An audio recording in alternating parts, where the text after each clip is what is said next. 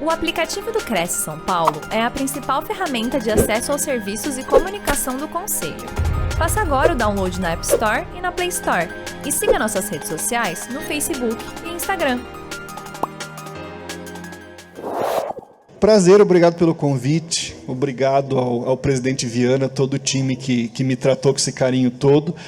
Deixa eu pedir desculpa por estar com camiseta de evento, mas é que eu estava num outro evento pela manhã e aí vim direto para cá. Mas aí é bom que eu aproveito para me apresentar. Meu nome é Alex. Eu sou vice-presidente de pesquisa e desenvolvimento da maior empresa de tecnologia do Brasil. A empresa se chama Stefanini, é uma empresa com faturamento de 5,2 bilhões de reais.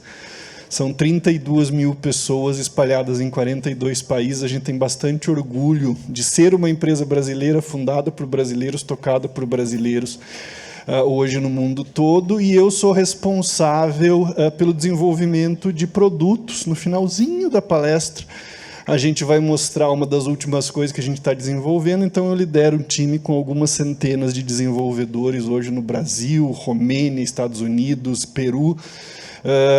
Assim, novamente, a gente tem bastante orgulho do que está fazendo e do que está construindo, porque nós somos brasileiros, gostamos de ser brasileiros, e tenho orgulho da capacidade da gente que a gente tem aqui. Conheci o projeto do Portal Cresci.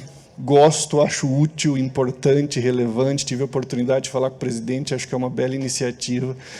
Entendi, inclusive, muito rapidamente as razões. O presidente me explicou um pouco, né, sobre a quantidade de fraudes que existem hoje dentro dos portais disponíveis no Brasil, e eu certamente seria e serei cliente, porque o nível de garantia que vocês conseguem dar é muito diferente do que um portal público consegue dar. É diferente um golpe quando você compra um iPhone falso e quando você compra um imóvel, né? Então, assim, o valor disso para uma pessoa é muito maior. Para a gente começar, eu vou conceituar 3 coisinhas só e depois eu prometo que fica mais divertido. Então, a gente vai ter metade da palestra falando de coisas um pouco mais preocupantes e daí, no final, a gente vai ficar um pouco mais otimista. Deixa eu ver onde é que eu tenho que apontar isso aqui. Para lá, para cá. Deixa eu ver. Foi. Então, pronto. Só voltar para ver se está indo. Ups. Ele está meio puladinho, né? Espera aí. Volta tudo. Pronto. Então, vamos lá. A gente vai falar primeiro de inteligência artificial. Então, o que eu queria que vocês entendessem? Para existir alguma coisa artificial, tem que haver uma natural antes, né? Então, se você tem sabor artificial de morango, é porque existe sabor natural de morango e assim por diante. Quando a gente fala de inteligência artificial, a gente está tentando reproduzir alguma coisa, e o que a gente está tentando reproduzir é a maneira que um ser humano chega a decisões. Não existe ainda, a gente está muito longe de chegar no que a gente chama de inteligência artificial geral, isto é, uma inteligência artificial capaz de reproduzir todas as nuances do raciocínio humano, toda a sensibilidade do ser humano. A gente tem o que a gente chama de inteligência artificial específica hoje, que é a capacidade de realizar tarefas para as quais você precisa treinar essa inteligência. Então, no final das contas, o que a inteligência artificial consegue fazer é acelerar o processo de decisão do ser humano. Então, você vai ter um conjunto de parâmetros, esses parâmetros vão ser muitas vezes acelerados e você vai conseguir chegar a determinadas conclusões. Daqui a pouco a gente volta a esse tema. Segundo conceito é de computação em si. Para que serve computação, né? Computação começou nos anos 40, se desenvolveu muito a partir dos anos 60, mas a computação ela muda uma coisa importante na história da humanidade. Então, tem uma frase do René Descartes, né? Cogito ergo sum, penso, logo existo, que mudou com a computação. Então, até a chegada da computação, você era tão inteligente quanto a sua consciência. Isto é, se a gente tem mais consciência que uma tartaruga, a gente é mais inteligente que uma tartaruga. Se o golfinho tem mais inteligência que uma lesma, o golfinho, se tem mais consciência, ele tem mais inteligência que uma lesma. Com a chegada da computação, isso muda. Então, a partir da chegada da computação, eu consigo ter sistemas que são muito mais inteligentes do que nós, isto é, mais capazes de realizar, andou à toa, mais capacidade de realizar uma tarefa específica, no entanto, não tem nenhuma consciência do que estão fazendo. Isso vai ser importante nos próximos slides que a gente vai mostrar. Então, o sistema não sabe o que ele está fazendo, ele não sabe por que ele está fazendo, ele não sabe se isso é bom ou ruim para alguém, mas ele consegue hoje fazer muitas coisas importantes e relevantes. E aí o terceiro conceito é o que são algoritmos de fato. A gente vai dar uma explicação super simples para isso. Um algoritmo é um conjunto de regras que geram um processo para realizar alguma coisa. É uma esteira de processos que vai te dar uma conclusão. Então, se você tem análise de crédito, é um algoritmo, gerenciamento de rota é algoritmo, disponibilidade de estoque é algoritmo, tudo isso é algoritmo. E quando você inclui elementos de inteligência artificial, então aquela capacidade de reproduzir a maneira como um ser humano pensa, o que muda é que eu consigo colocar alguns elementos difusos no raciocínio. Então, toda a computação ela é fundamentalmente binária, eu tenho uma entrada e uma saída. Quando eu começo a colocar inteligência artificial, eu passo a ter uma entrada e muitas saídas possíveis. Então, ele aumenta a capacidade de chegar a uma conclusão e te dar opções. Então, ele já não te dá mais uma rota direta, ele vai te dizer, você tem esses 3 caminhos aqui, com pedágio, sem pedágio, passando por avenida. Ele já não vai dizer o score de crédito aprova ou desaprova. Ele vai dizer, oh, isso aqui é bom, pode ficar um pouquinho melhor, mas não é tão terrível assim. Então, você passa a ter um conjunto de possibilidades maiores de realizar alguma coisa. Então, é isso. Não existe nenhuma mágica. Boa parte das coisas que se lêem sobre inteligência artificial até 2, 3 anos atrás não eram realidade. No final dessa palestra, a gente vai falar de algumas coisas que são realidade. E aí, bom, quem que usa algoritmo? Eu ainda não sei, eu não sou muito esperto, eu não sei onde é que é para trás, onde é que é para frente. Aqui é para frente, pronto. Quem que usa algoritmo hoje? Quase todas as grandes empresas do mundo, porque o mundo se tornou um lugar em que empresas de tecnologia elas ganham uma vantagem competitiva sobre outras. Eu não vou nem olhar para trás, mas assim, a gente vai ter empresas farmacêuticas, aí, empresas de transporte, empresas de varejo, empresas de logística, empresas de entretenimento, todas essas elas usam o algoritmo de determinada maneira. Por quê? Aí vamos voltar em alguns slides para trás. Porque eu consigo acelerar processos que de outra maneira eu levaria muito tempo para chegar. Eu consigo, por exemplo, acelerar a criação de uma vacina baseada numa tecnologia chamada mRNA, que nunca tinha sido testada antes e que acabou salvando, né, muito mais de nós do Covid. Eu consigo fazer com que a minha empresa consiga entregar de maneira muito mais rápida, muito mais eficiente. Todo mundo percebeu, até pelas compras que faz pela internet, porque agora todo mundo faz compra pela internet, como a logística melhorou. Coisas que levavam 10 dias para chegar, agora chegam hoje à tarde. Você pede, eles vão entregar na tua porta. Isso tudo são algoritmos. Não seria possível alguém no Mercado Livre pegar uma planilha e colocar todos os pacotes de compras que foram feitos hoje e fazer a rota de onde eu vou entregar. Isso era a maneira como o correio fazia, né? A maneira como eles faziam é automaticamente eu tenho um sistema de compra conectado a um sistema de logística, sem que ninguém meta a mão. Os armazéns eles vão distribuir coisas, embalar, colocar em vans, aviões específicos e levar para a casa da pessoa.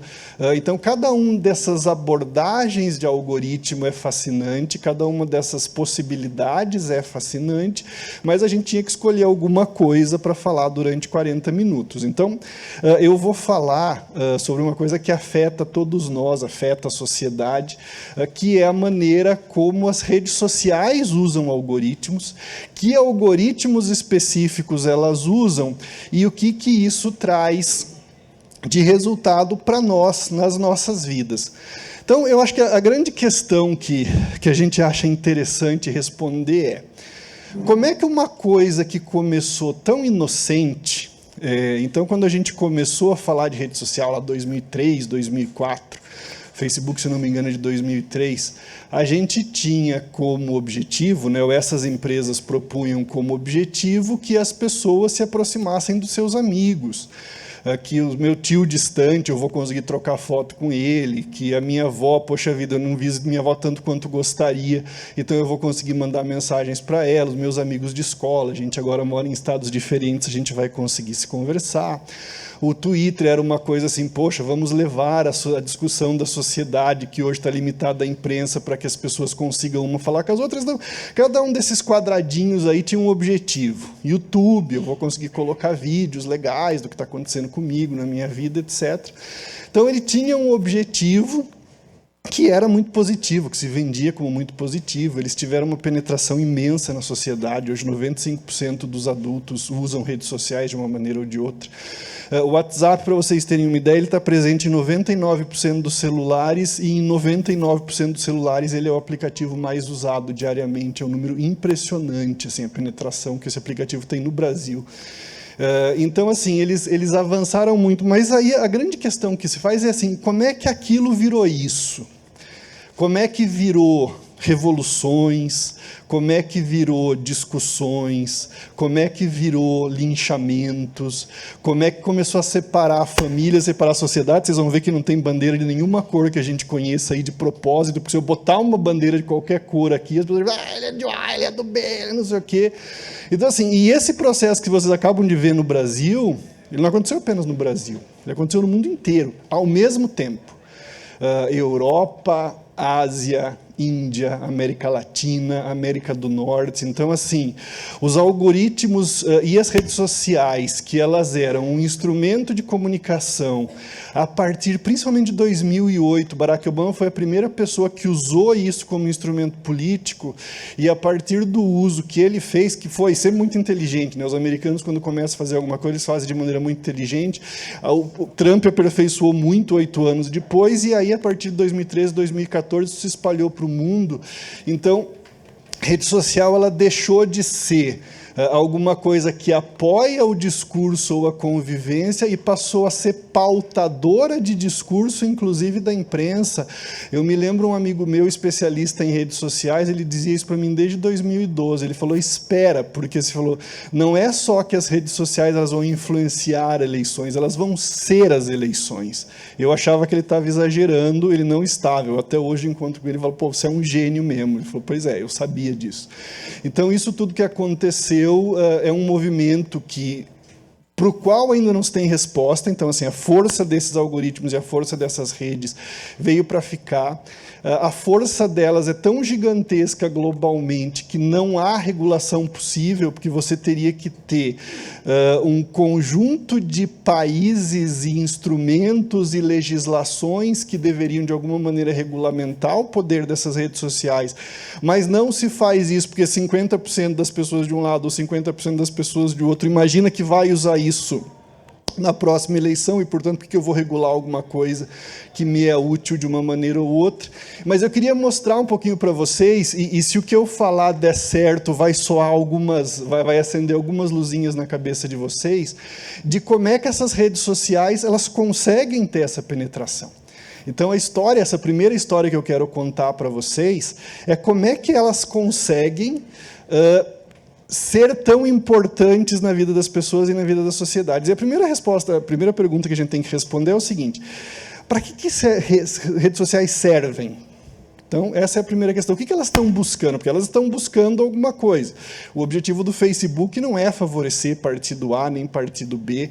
O objetivo do Twitter não é favorecer o partido A ou partido B. O objetivo deles é muito simples. Qualquer rede social precisa do seu tempo. O seu indivíduo, o seu sociedade. Por que eles precisam do seu tempo? Porque eles são remunerados pelo seu tempo. Eles são remunerados vendendo anúncio, eles são remunerados colocando conteúdo que vai fazer você consumir mais a eles próprios ou as empresas que de alguma maneira os usam como instrumentos.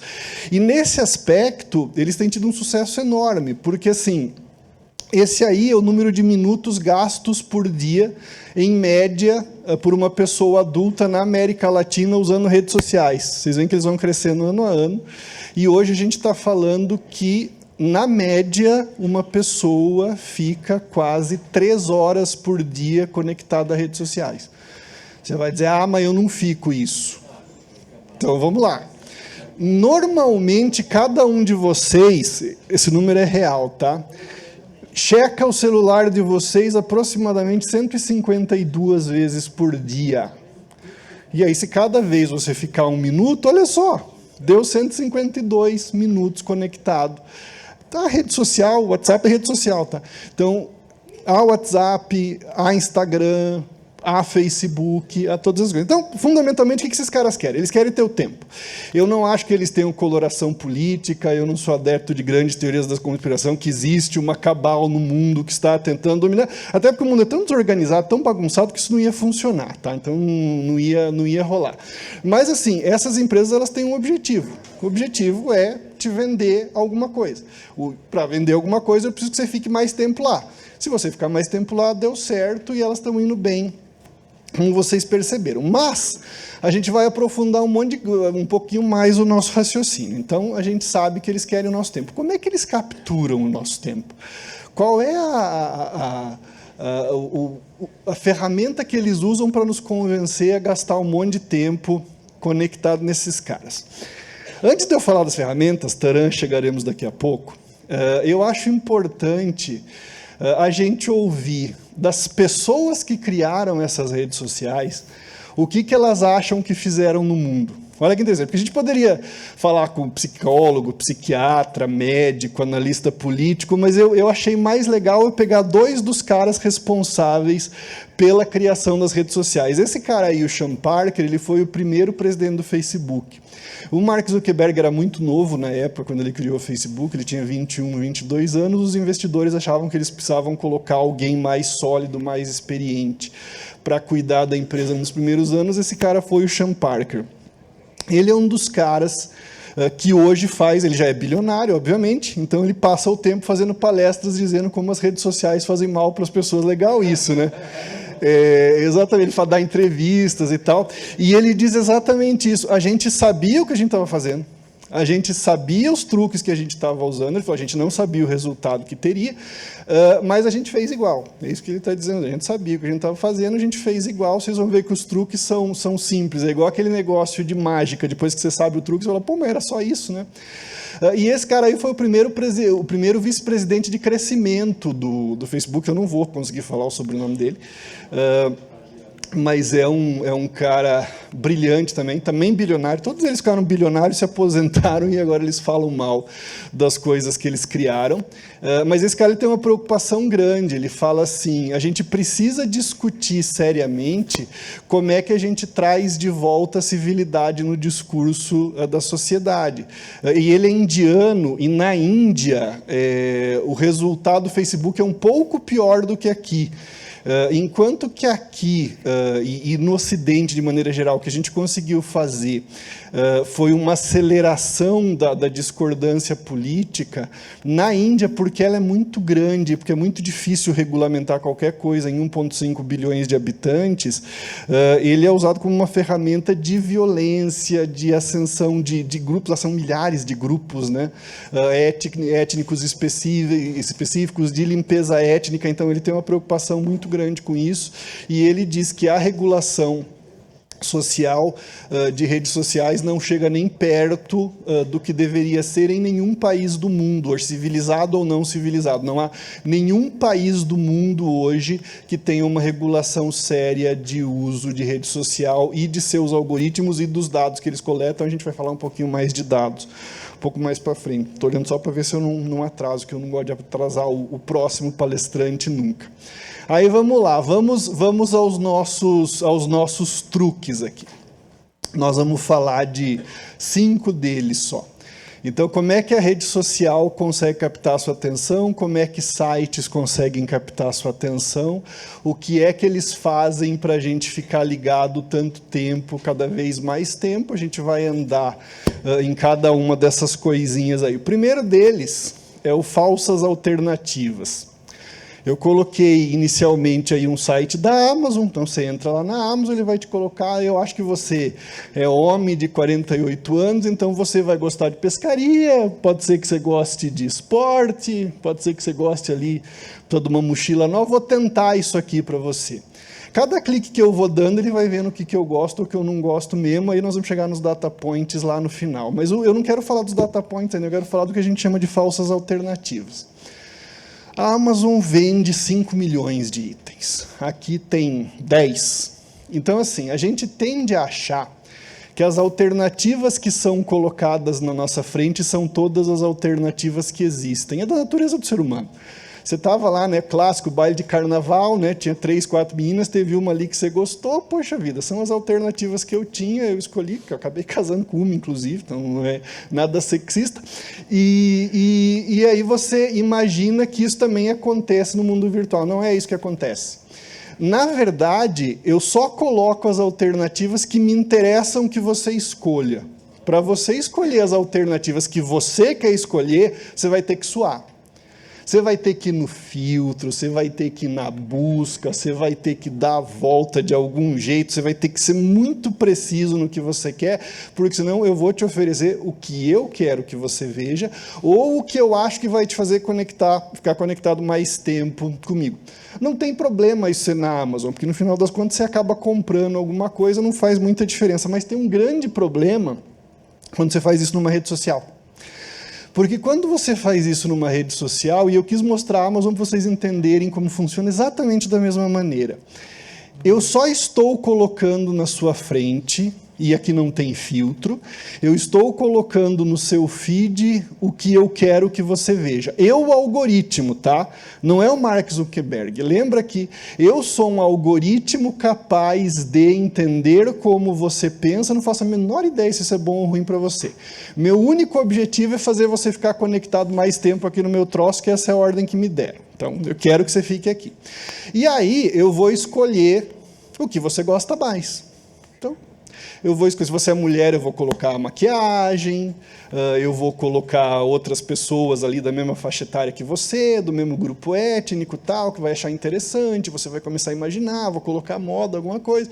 Se for homem, eu vou começar lá, de novo, com pescaria, com futebol, coisas que, de maneira geral, interessam ao homem, daí eu vou refinando. Cada vez que você vai fazendo, eu vou refinando. O problema é que os algoritmos eles descobriram uma coisa muito interessante. Eles descobriram que quando você coloca alguma coisa muito revoltante, quando você coloca alguma coisa muito ofensiva, eles conseguem uma interação muito maior. Então, assim, se eu coloco eu e o meu gatinho, o meu filho vai achar bonito, meu filho gosta de gato também, já está casado, tem os gatinhos dele, eu gosto de gatinho. Mas, assim, se eu xingo alguém, se eu xingo o presidente, se eu mato o gatinho, isso aqui é um absurdo, esse evento é um horror, não sei o que, aí um monte de gente, todo mundo, não, imagina, mas o Viana é maravilhoso, para ver super bem organizado, pô, adoro a liberdade, adoro mesmo. Não, que absurdo isso que está falando, Alex, porque você é um ingrato, você foi convidado, não sei o quê, porque não sei o quê. E aí você tem interação, se eu tenho interação que eu tenho tempo, está todo mundo gastando tempo, aí vamos começar a multiplicar isso. Então, o político lá, lado A, lado B, eu absolutamente não vou entrar em política, ele diz assim, ele não diz o outro lado está incorreto na sua proposição de nova ponte ligando esse lado da cidade. Ele vai dizer, esse vagabundo ladrão está querendo acabar com a zona da cidade. E aí todo mundo começa a pular nesse negócio. O algoritmo descobriu isso. Ele descobriu que aí você vai voltar a cada 5 minutos ali para ver como é que está a discussão, para ver quem está brigando com quem.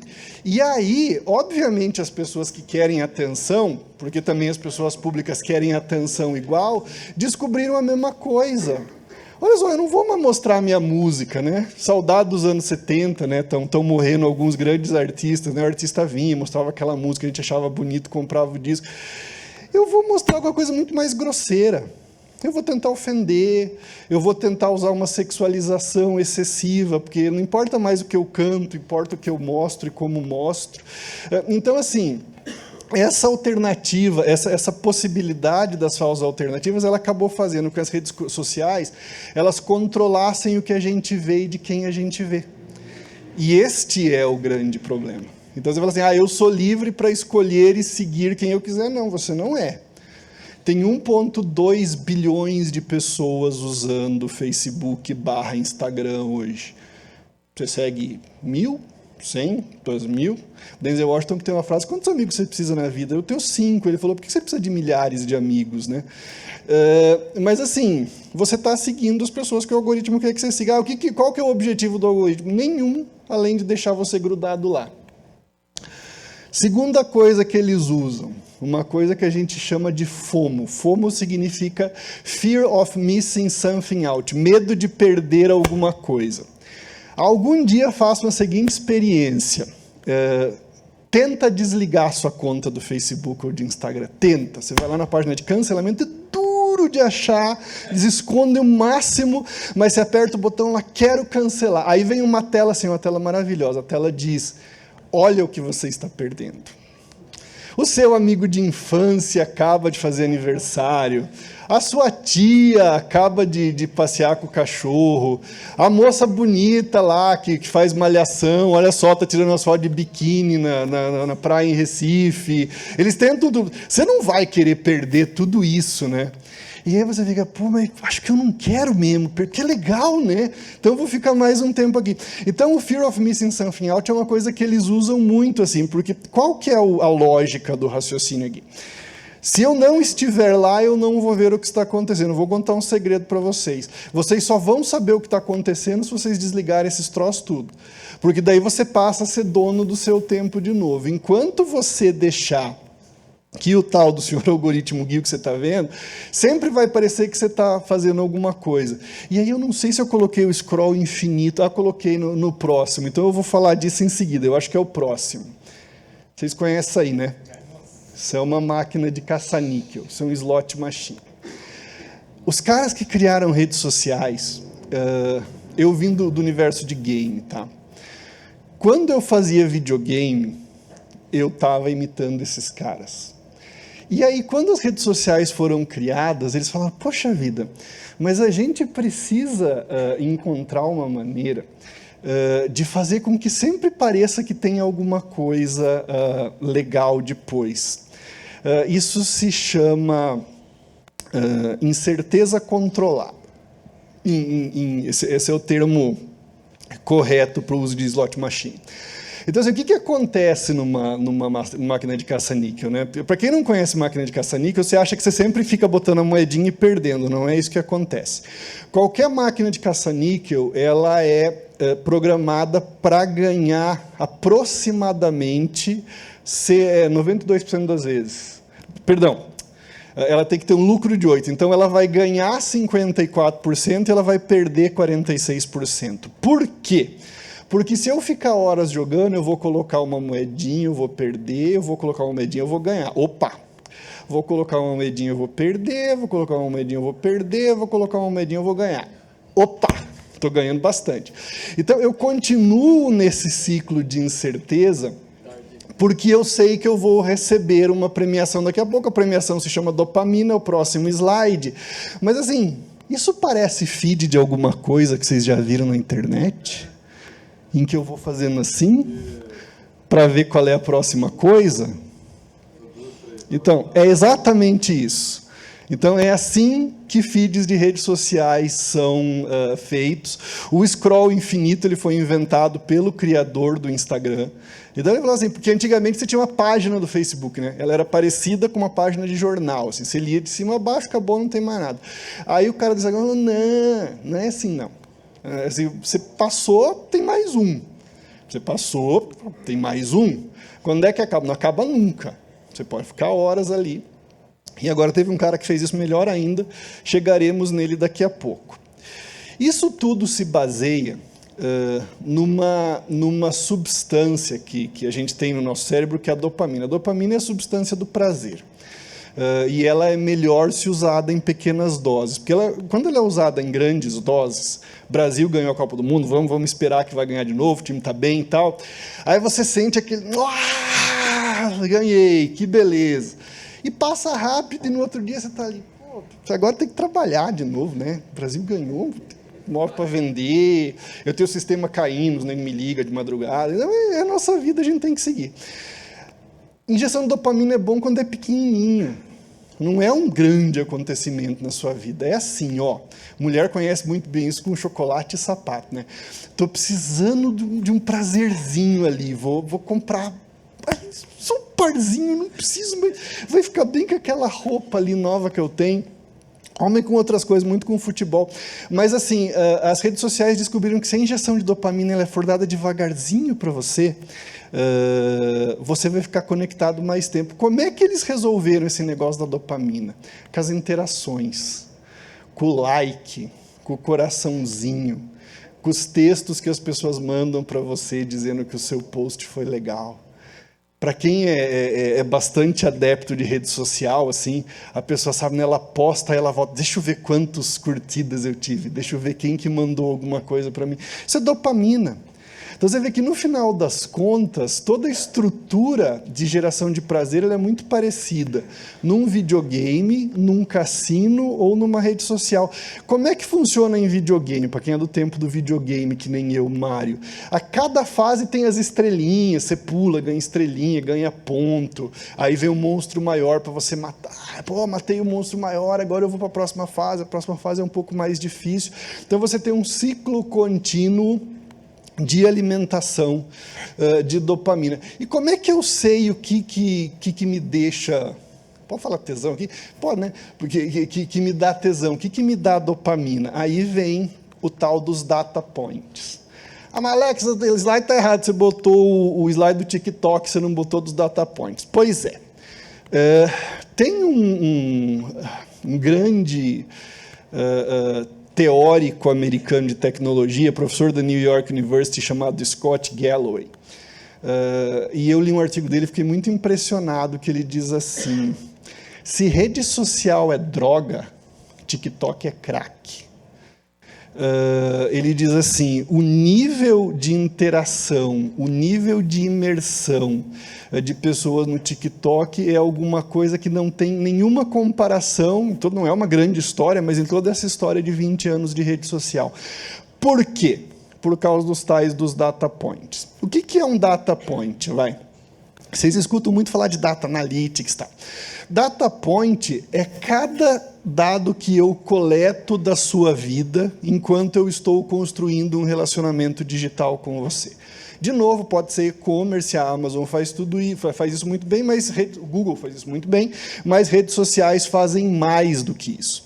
Então, para cada vez que você clica em alguma coisa, que você clica em alguém, que você gera uma ação, ele coleta ali. Ele fala, o Alex é palmeirense, o Alex gosta de correr, o Alex curte passear gaúcha, né? Ele vai juntando, gosta de ler o Scott Galloway, então vou oferecer um livro para ele aqui. Mas o TikTok, ele tem duas características que o tornam muito diferente. Primeiro, tudo no TikTok acontece muito rápido. O TikTok veio com a grande ideia de fazer vídeos de 15 segundos. 15 segundos. TikTok é o aplicativo mais baixado no mundo inteiro, 3 anos consecutivos, em todos os lugares do mundo, menos um, a China. O TikTok é um aplicativo chinês e ele é proibido na China.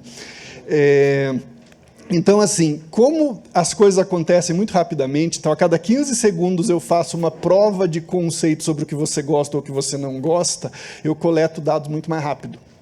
Então eu sei não só se você gosta de gato, mas você gosta de gato amarelo, ou você gosta de gato branco, ou você gosta de cachorro, ou você gosta de bichinho de maneira geral. Se você gosta de pescaria, eu sei se você gosta de pescaria de mar ou de pescaria de rio. Se você gosta de futebol, se você gosta mais de lance das águas, se você gosta mais de centroavante. Obviamente que eu estou falando temas muito genéricos, não é isso que as pessoas olham. Mas assim, eu consigo fazer isso. Esse é um grande perigo, porque assim, isso é uma máquina de geração de informações a respeito de cada um de nós. Mas é que o segundo perigo do TikTok é muito maior.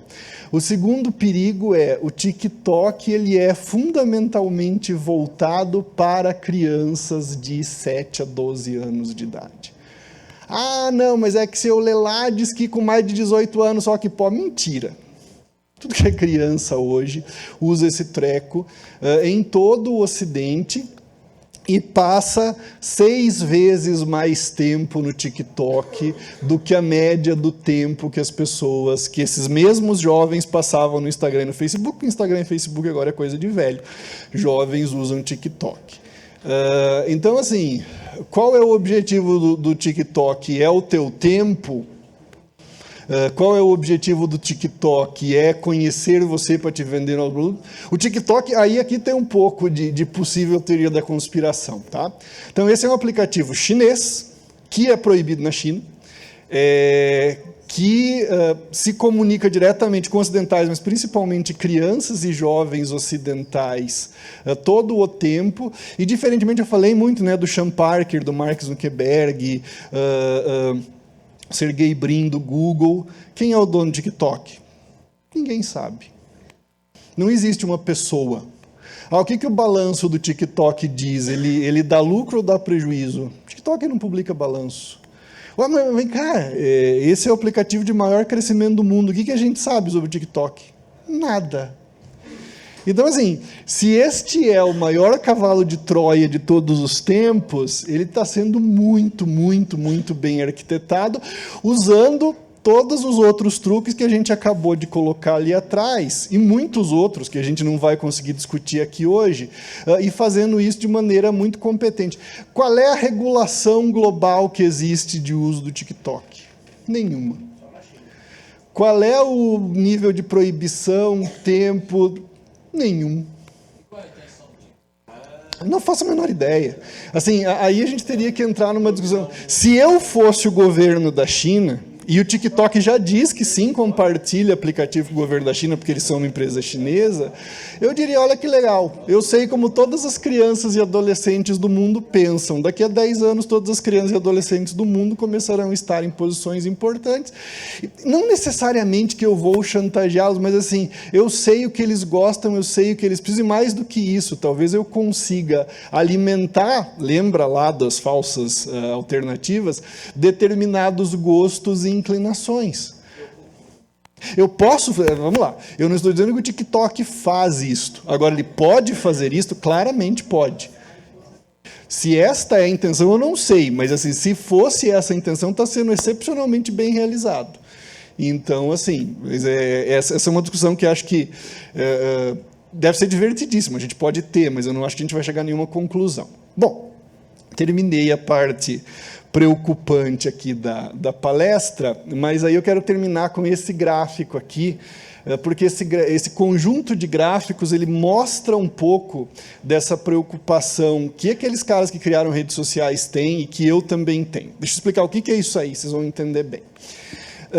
Isso é um estudo que é feito desde a década de 60 pela Associação Americana de Psiquiatria, com crianças, eles dizem aqui, de 3 séries, eu acho que é 8ª, 10ª e 12ª, que é meio equivalente no Brasil, tá? Então, a gente vai ter crianças aqui de 10 anos, 12 anos, 16 anos, eles entrevistam 3.000 crianças e adolescentes por ano para saber um monte de coisa. Igual né, PNAD, Pesquisa Nacional de Domicílio. Então, eles vão perguntar como é que está a sua relação com seus pais, como é que está a sua relação com seus amigos, você se sente otimista, você se sente pessimista, você se sente mais esperançoso, menos esperançoso. E aí, o que esta linha aqui significa em todos os gráficos? Esse é o lançamento do iPhone, tá? 2007. E se é o lançamento do iPhone, é o início da presença das redes sociais na mão da maioria das pessoas, principalmente desses adolescentes aí. O que o gráfico mostra? Primeiro lá, olha depois da linha. Tempo que eu saio com os meus amigos. Despencou enormemente. Segundo, vontade de dirigir. Despencou enormemente. Tempo de namoro. Despencou para patamares em que nunca houveram antes. Estão fazendo sexo igual, pelo menos isso. Mais provável de se sentir sozinho. Olha o pulo que isso deu, e isso é pré-Covid, tá? Eu não tenho os dados ainda pós-Covid, mas as pessoas se sentem muito mais sozinhos, os jovens, né, que é jovem, que não é adulto, se sentem muito mais sozinhos e muito mais angustiados, e tendo muito menos tempo para dormir, ou sentindo que eu dormi muito menos, também chega num nível que nunca, historicamente, nesses 40 anos, a gente nunca teve. O que é isso aqui? Isto aqui é uma prova cabal, clara, de que o efeito dessas redes sociais nas pessoas que assumirão o mundo depois da gente é deletério e preocupante E eu acho que assim, nós como pais e avós temos que começar a levar isso mais em consideração, que aquele celular que está na mão do seu filho, ele não é uma coisa inocente e que está sendo usado só para entretenimento. Assim, existem efeitos que são nocivos e que são perigosos, sobre os quais a gente tem que começar a discutir como sociedade, e eu acho que no meu papel, na minha profissão, na área que eu atuo, é importante começar a fazer esse alerta. Mas eu não quero terminar a nossa palestra falando apenas de coisas preocupantes, então nós vamos falar de coisas legais de IA também. Uma vez por ano, 3 pesquisadores de universidades diferentes dos Estados Unidos e da Europa, eles lançam uma apresentação, né, que se chama The State of AI, né, que é o estado da IA no mundo todo. E é um documento bem legal, assim, um documento de umas 300 páginas que vai, com muito detalhe, explicar uma opção de desenvolvimentos em inteligência artificial. E a boa notícia que a gente tem é que nos últimos 4 anos, 5 anos, a gente teve um avanço em inteligência artificial como nunca antes a gente teve na história da humanidade. Eu trabalho com inteligência artificial há 20 anos, e nos últimos 3 a gente teve mais avanço que nos 17 anteriores e certamente que nos 50 antes de mim. E isso permite que a gente comece a fazer algumas coisas legais, como atacar de frente problemas científicos muito complexos e que têm o potencial de melhorar agora positivamente, né, de afetar muito positivamente a sociedade. Então eu coloco aí algumas das coisas que aconteceram nos últimos 3 anos. Dobra de proteína. Dobra de proteína é um troço complicado. Todas as células do corpo, elas têm mais ou menos 50% de proteínas, e a maneira como essas proteínas se comportam, porque a tal da dobra não é exatamente uma dobra igual ao tecido, é uma coisa muito difícil de detectar e que afeta a saúde numa série de doenças. E sempre essa tal de dobra, porque ela é dinâmica, ela foi muito difícil de detectar por um ser humano. Você tem que fazer um monte de estudo clínico de laboratório e tal, e a nível microcelular é muito difícil de acontecer. Então a gente nunca conseguiu fazer muito essa previsão de como é que dobra de proteína funciona para cada elemento formativo dessas células. E a gente foi lançado agora, 1 ano e pouco atrás, um sistema chamado AlphaFold que consegue prever isso. E o legal é que esse é um dos sistemas de adoção mais rápida assim, na ciência. Você já tem mais de 150 grupos de pesquisa no mundo usando as possibilidades desse sistema para buscar curas de doenças e melhoria de estados que podem buscar melhoria e criação de drogas também. Então isso é legal. Aí uma outra coisa diferente, né? A gente nunca conseguiu degradar plástico PET. E aí agora você tem um conjunto de pesquisadores na Universidade do Texas que conseguiram também, usando um conjunto de algoritmos de inteligência artificial. O que o algoritmo de inteligência artificial faz no laboratório, voltando lá atrás? Ele consegue testar muitas possibilidades, muito mais que um laboratório normal. Então eu simulo um laboratório real, num ambiente controlado, e eu acelero isso muitas centenas de vezes.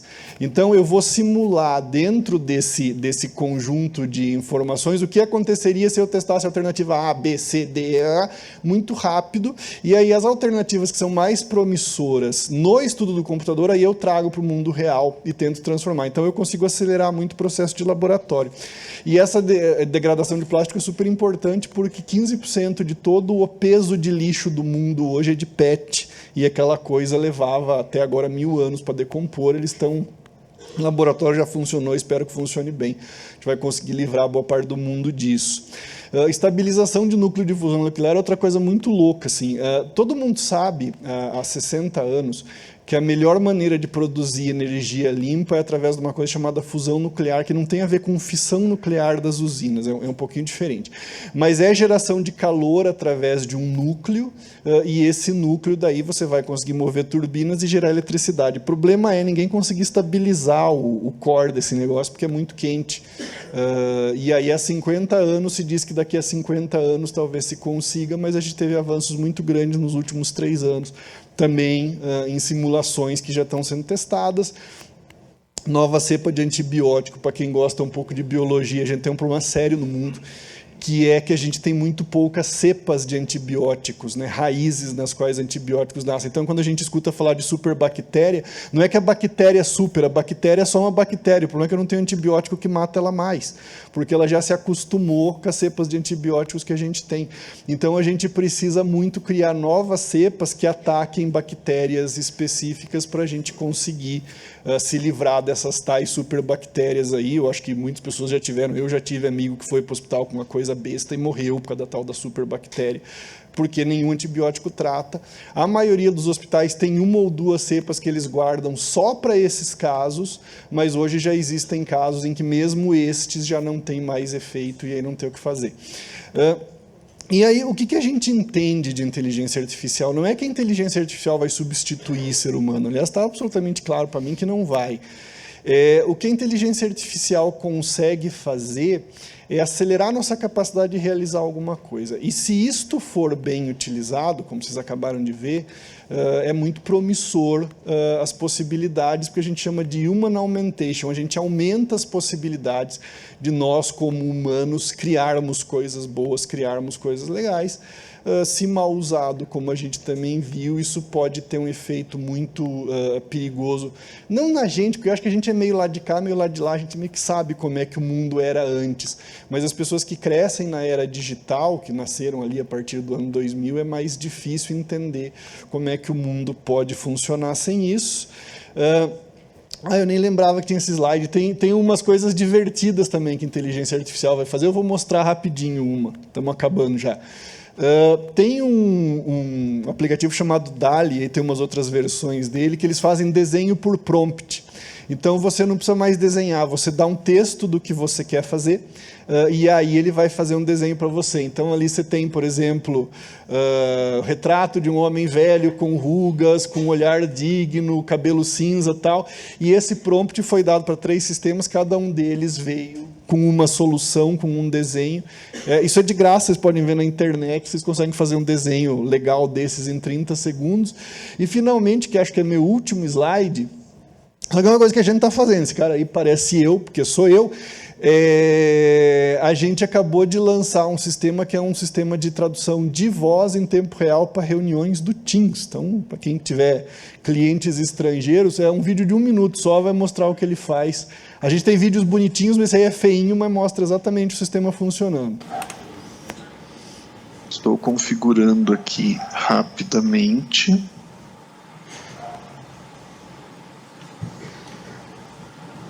With this new product, we want to make the communication of people around the world much simpler. This is a Brazilian technology, and we want to make real-time translation within meetings. Com este novo produto, queremos tornar a comunicação das pessoas ao redor do mundo muito mais simples. Trata-se de uma tecnologia brasileira e queremos fazer uma tradução em tempo real dentro das reuniões. Isso vem para facilitar muito a nossa comunicação, né? Já que a comunicação muitas vezes é uma barreira em várias áreas, como saúde, educação. Então, o Voicero vem para facilitar isso daí para a gente. That comes to make our communication a lot easier, doesn't it? Entende sotaque mineiro, Since vocês viram. communication is often a barrier in various areas such as health, education, then it is the voice. Cyrus comes to make it easier for us. Era isso. Muito obrigado. Terminamos no tempo. Obrigado pelo convite. Tenho os meus dados aí.